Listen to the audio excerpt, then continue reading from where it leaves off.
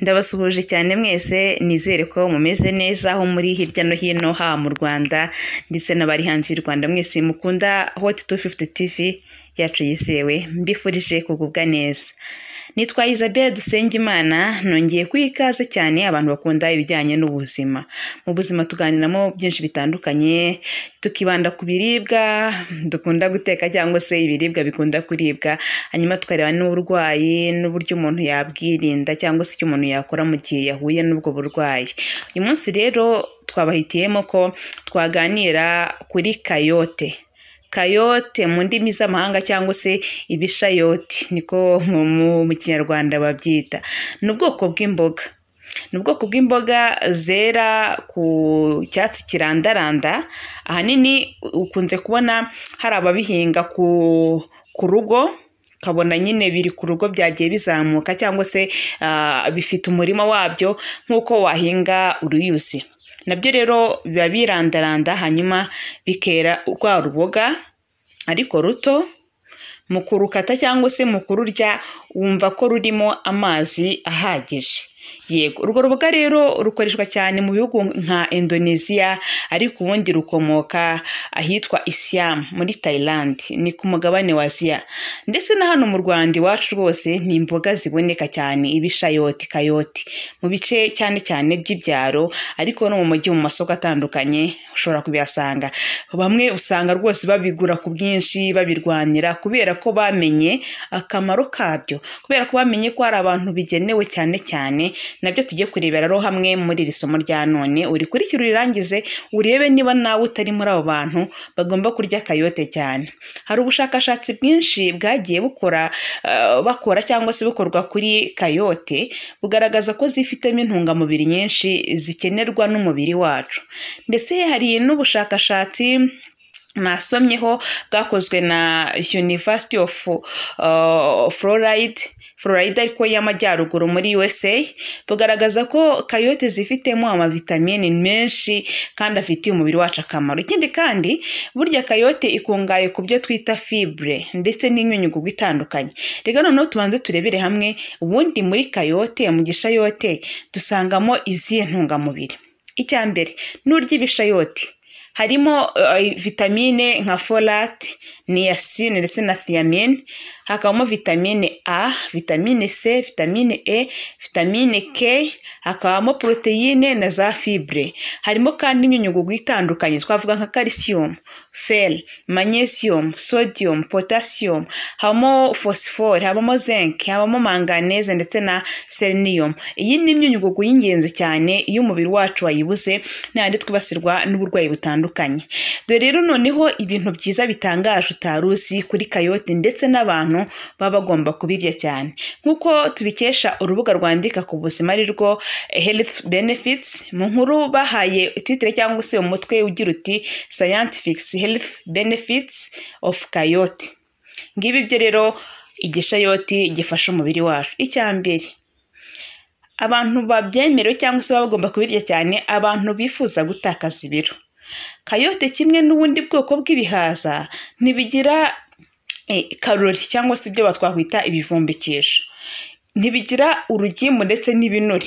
Ni byiza rero kuko niba ushaka kunanuka, niba ushaka gutakaza ibiro, niba ushaka kuringaniza ibiro byawe, ko wajya ukunda kwirira kayote ku mafunguro yawe.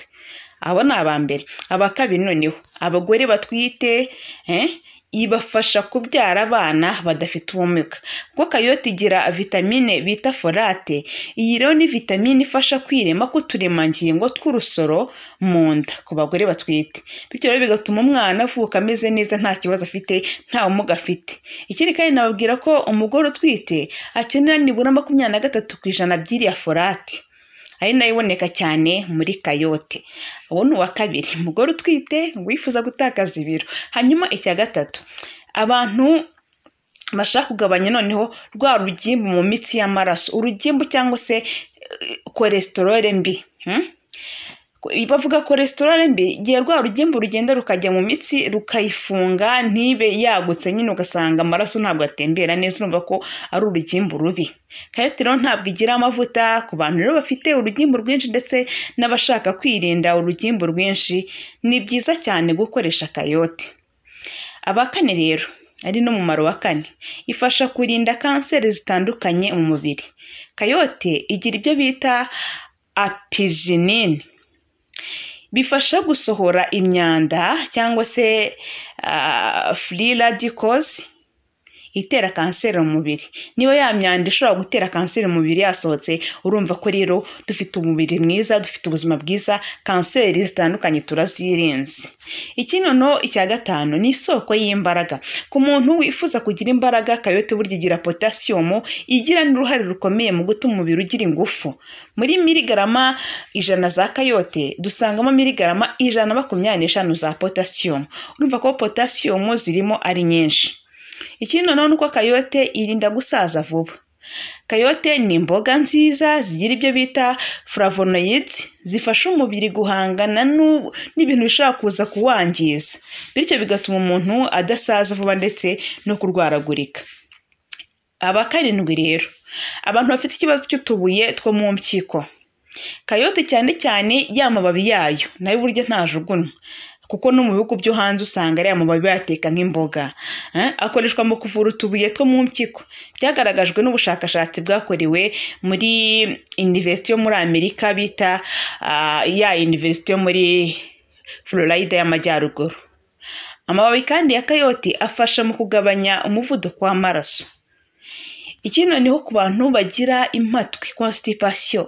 Kayote igira ibyo bita fibre bifasha mu igogora ry'ibyo twariye rikagenda neza, bityo bigatuma wirinda impatwe, kujya ku musarani bikagenda neza, ntibize kukugora. Icya 9 cyangwa se abantu ba 9 bafasha n'abafite ikibazo cy'umuvuduko w'amaraso. Kurya kayote bigabanya umuvuduko w'amaraso. Ibi byemejwe n'ubushakashatsi bwakorewe muri university yitwa Purdue University muri Amerika. Icya 10 irinda indwara z'umutima kuko igira amavitamine y'ingenzi mu gukora neza ku mubiri. Imwe muri ayo mavitamine ni ya vitamine C nakubwiye, ifasha mu gusukura umubiri bigatuma bikurinda indwara zitandukanye zibasira umutima. Indi rero ya 11 cyangwa ya nyuma ni ukurinda kubura amaraso, anemia. Kubura vitamine B12 ndetse na fer bituma umuntu abura amaraso. Kayote rero ikungahaye kuri ibyo bintu bibiri, fer ndetse na vitamine B12. Kuyikoresha rero ni byiza ku bantu bafite ikibazo cy'amaraso make. Niba rero wajyaga ubona ibishayote ukumva bisuzuguye, ukavuga uti nibyo mu cyaro, wenda wumvaga ari byo abantu nyine baciriritse, ukaba umaze kumva cyangwa se gutega amatwi gukurikira iri somo, tangira wihatire kurya kayote. Tangira kayote uyikoreshe wirinda, kuko kwirinda biruta kwivuza.